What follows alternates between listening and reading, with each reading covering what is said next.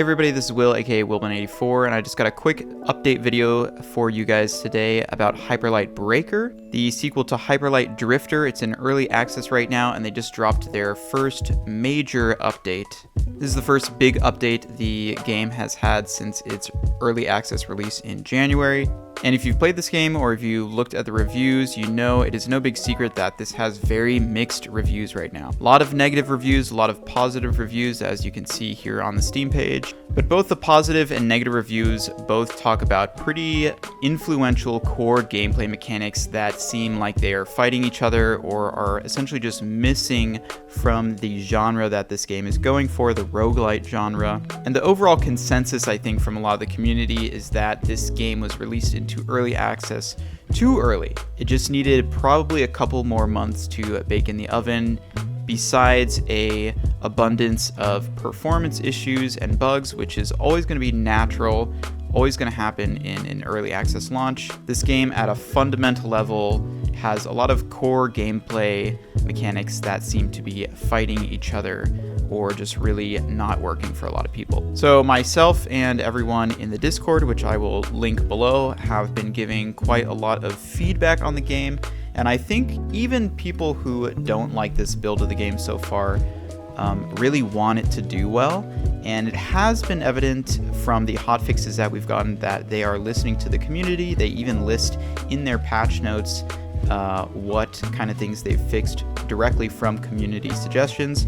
So I think there was a lot of hope in the community that they would address some of these major gameplay issues, even if that meant changing the reality of the game that, or I guess the intention of the game they've created. So they dropped a major update today, their first major update, and there is a lot. You can see all the patch notes here. There's a lot of stuff they fixed, a lot of bugs they fixed, a lot of nerfs and buffs to different armors and weapons, enemy types. They've added a new hero you can play as. And I honestly wasn't going to make a video about this. I'm actually leaving tomorrow morning to go out of town. But a few hours after they posted these patch notes, they also posted a second update that says they have an experimental patch of the game that you can play right now.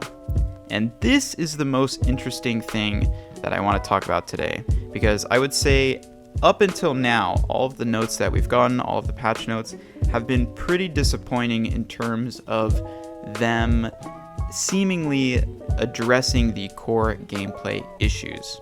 And even in these patch notes today, for me personally, there's nothing in these patch notes that would bring me back to playing this game. And I think the main issue that people are having with the gameplay right now is that it calls itself a roguelite, yet you are allowed to keep all of your weapons and their modifications, which are called holobytes, between the runs if you either extract or complete a run successfully.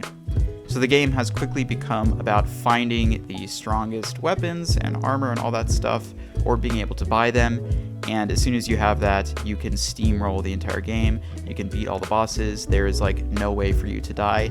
And the game really becomes pointless. There is no danger, there is no challenge, there is no reason to keep playing because there's not that much to unlock.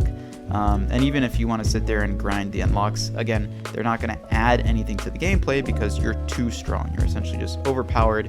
There's no challenge anymore. So I played about 20 hours and I put it down because there was just no fun or challenge of playing the game anymore. And this is an experience that most players have been having. And like I said, all the patch notes before this and these patch notes today, even though there's a lot of stuff here, really don't address that core gameplay issue. However, a few hours after they posted this, they also posted that they have an experimental branch of the game. Now, this is huge. Now, this is a secret beta that you can access through the Discord instructions. I'll leave a link below if you want to play this experimental version of the game and give them some feedback, which is always going to be helpful if you believe in this game, if you want to make it better. And it's just really, really cool that the developer is doing this, that they're giving this such a major change to their game a chance. So yeah, let's read some of this.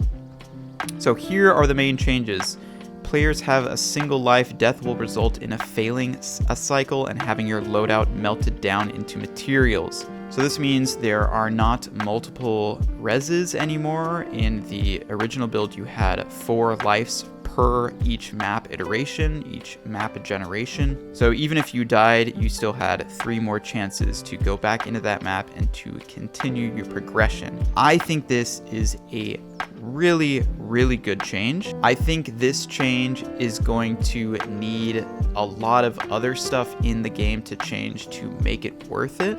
But as of now, if they continue to make the overworld more interesting, they continue to add more secrets, more enemies, more diversity between the different biomes, it will make spending more time in there more enjoyable.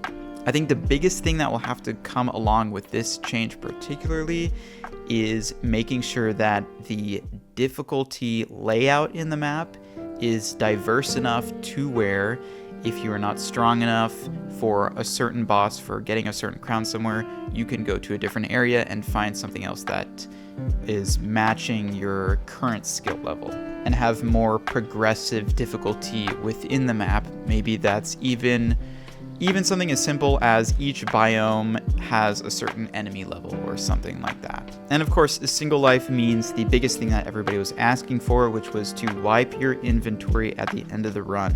If you're able to keep all of your weapons, all your strong holobites, you can get to a point where you're overpowered.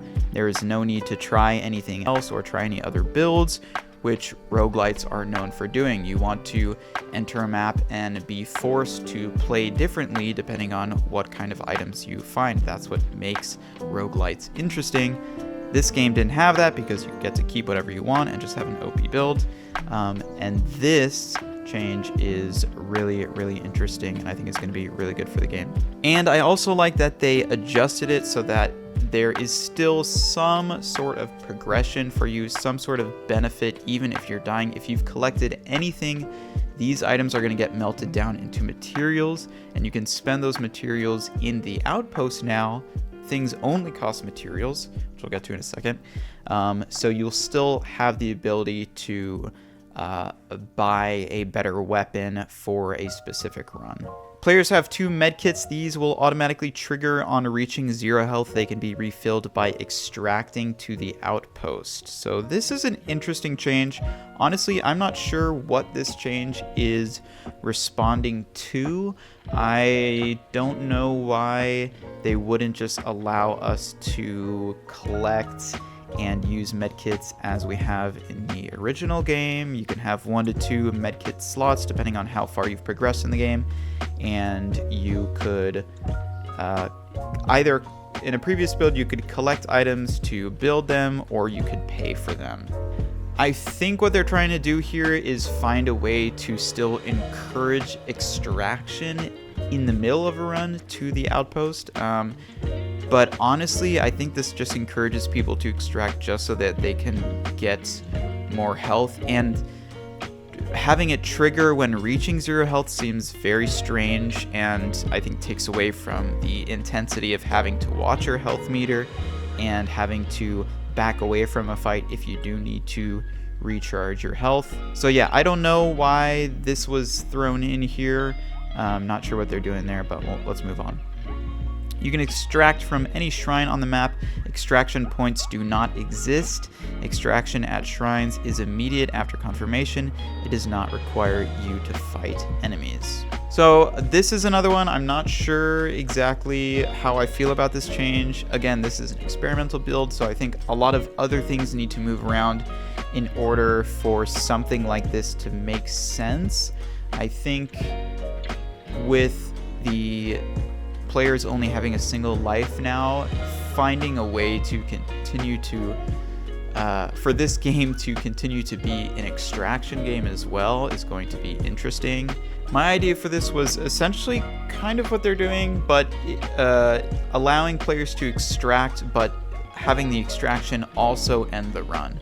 So if you found some good stuff but you didn't feel like you were able to complete the run, you could extract and save those weapons or armor or whatever for your next run, but it's still going to wipe that run. You're going to have to start over again. And if that was giving people too much, I suggested too that you could allow players to extract, and maybe they get to keep half of their items and half of them randomly get destroyed. But as of now, I'm not quite sure if extraction does end the run. It's not clear in this. I played for about an hour, but I didn't use the extraction shrine, so I'm not exactly sure how that works. Gear cannot be vaulted. When picking up gear, you can either equip it or break it down into materials. This is awesome. Again, this is just a expansion of cleaning a run every time, not letting people take gear into another run, being able to store that and get overpowered. And I really like this change, being able to choose on whether to equip that if it's fitting with your current build, or you don't have to just leave it there. It doesn't mean it, it's not just completely meaningless. You can break it down into materials that you can use later at the outpost. I think that's a really, really fabulous change. Bright Blood is only usable in the Overgrowth, is wiped on returning to the outpost. This is fine. That's great too. So now we have the Overworld has its own currency, and the outpost has its own currency. You can buy things with materials from equipment that's been melted down in your runs in the outpost to help you in future runs. And then for the Overgrowth, Bright Blood is just a currency that you can use at vendors that you find in the Overgrowth. So yeah, I think that totally makes sense. Materials, as I mentioned, materials are used to purchase items in the outpost. That makes sense.